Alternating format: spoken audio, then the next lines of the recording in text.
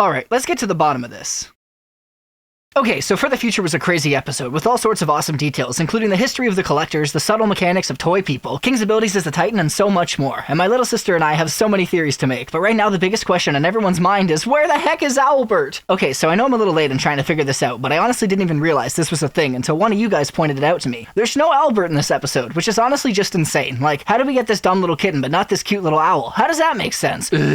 Everything's intentional in the show, so it's gotta be for a reason. Like, I don't think they just forgot to put him in the episode. His absence was definitely planned. However, whatever the reason may be, it can't be anything crazy, as for the entirety of For the Future, nobody even mentions him. King brings up how much he misses Luce, and even goes out of his way to rescue Hooty, so it's clear that they're actively concerned about their family. But with no amount of concern being expressed for Owlbert, it's thus made very clear that he can't be in any danger. We know how important Owlbert is to Ida, so if he was really missing, finding him in this episode would have been the top priority. But as nobody seems to be worried about him, I don't think he's actually missing at all. Like, just look at how up in arms we all got about it. There's no way Mama Ida wouldn't be the same. I predict that Ida knows exactly where he is, and that he's safe and sound throughout the entirety of For the Future. But as a lot has happened since the last time we saw him, there's still a few details that we need to figure out. The last time that we see him is right before the Day of Unity, as the cats are all getting ready to execute their plan. After that, he's apparently hidden away, as we don't get to see him as part of this last group moment. At first I'd assumed Ida had just left him with someone else, as I didn't think she'd risk having him on her while she was disguised as Rain. But I don't think he could have been left with anyone who was captured either, as if he was just hanging out with them, he probably would have been taken. The only other person he could have been passed to is this person, whose name I've just now found out is Amber. She's had a name this whole time? As she was the only one who didn't get captured, it's possible then that Owlbert had just been chilling with her, and that she was just off in some safer location during the events of King's Tide. However, as we've established that Ida must know he's okay, I don't think that this could have really been the case either, as Ida and the cats never got to reconvene, so there's no way she could have known what would have happened to him. All this left me a little confused about where he is now and how Ida would know, as none of these paths seem to quite line up. But as I was looking through clips trying to figure it out, something that should have been very obvious hit me. I totally forgot how palismen work. This same question could have been applied to everyone's palisman. Where's Lilith's Raven? Where's Katya's Beetle?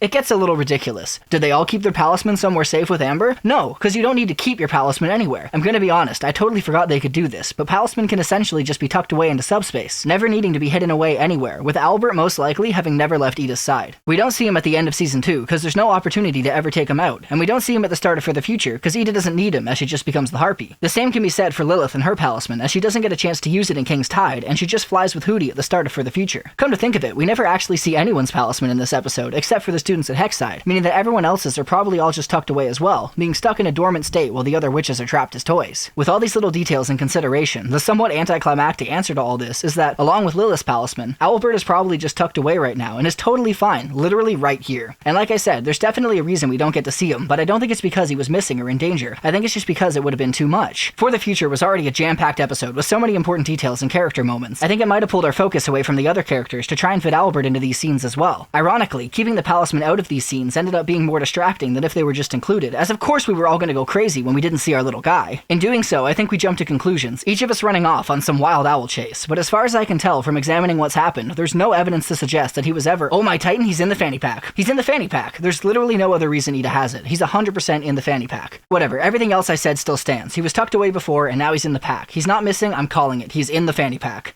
Either that or they just kept him in Hooty this whole time. That would actually be a pretty funny reveal. But let me know what you think in the comments, because honestly, I don't know, man. And follow for the next set of videos where we finally finish taking a look at our old theories for the Future. Some of them were pretty crazy, so definitely check those out.